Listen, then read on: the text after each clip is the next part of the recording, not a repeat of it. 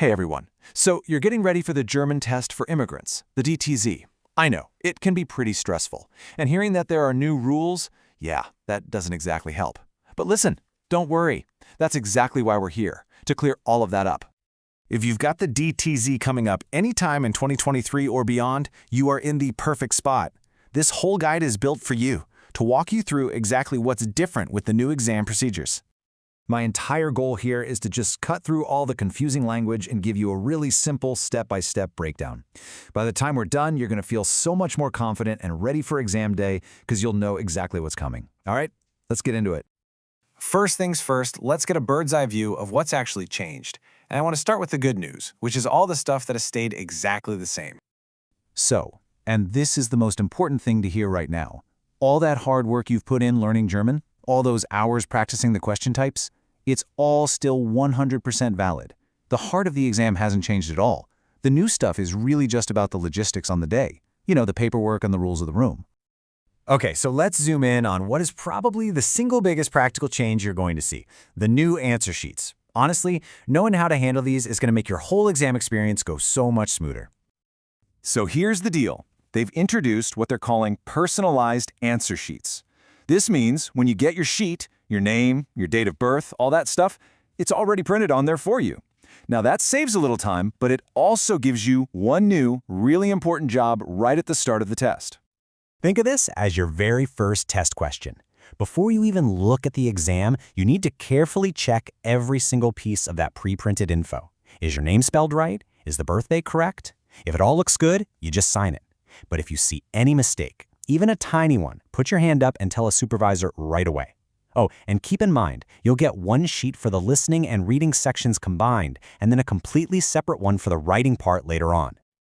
All right, listen up, because this one is a huge deal. It is absolutely non-negotiable. You have to use a ballpoint pen with either black or blue ink, no pencils. Why? It's simple. The answer sheets are scanned by a computer, and the scanner literally cannot see pencil marks. If you use a pencil, your answers just won't count. So please, pen only.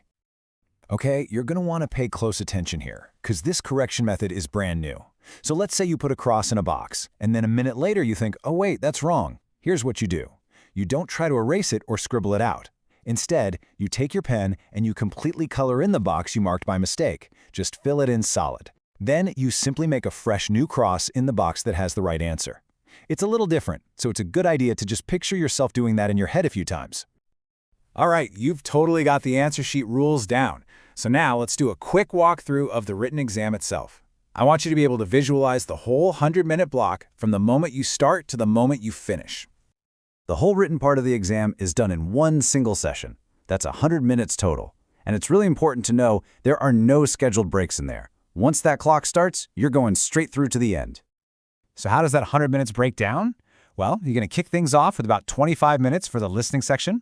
That's immediately followed by 45 minutes for reading. And you'll wrap it all up with 30 minutes for the writing task. And the timing for each of these is really strict. And that brings us to another new rule you need to know about your exam booklet. When you get to the end of the listening part, you're going to see a big, hard-to-miss stop sign on the page. It means exactly what it says, stop.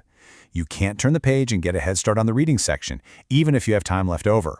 You have to wait for the supervisor to tell you to move on. We are almost at the finish line. Let's just quickly wrap everything up with a final, super clear summary of the do's and don'ts for the actual exam day. This is just to make sure everything goes off without a hitch. My best advice? Keep it simple. The only things that should be on your desk are your ID, your pen, and I seriously recommend bringing a backup just in case, the official papers they give you, and a drink if you want one. But it has to be in a totally clear bottle with no label. That's it. Nothing else. And of course, what's not allowed is just as critical. Absolutely no dictionaries, no notes, no aids of any kind. All electronics, that means your phone, your smartwatch, everything, have to be completely turned off and put away. And it goes without saying, but no talking to anyone else or causing a disruption. They are incredibly strict about these rules. And just so you have the full picture, once you're done with that 100-minute written exam, you'll have your oral exam. And the great news here is that nothing has changed about its format. It's still that same 16-minute test you'll do with a partner. So there you have it. That's everything you need to know about the new DTZ rules. You know what's coming, you know how to handle the new paperwork, and you know the rules of the room. You are ready for this. All that's left for me to say is, viel Erfolg. Good luck.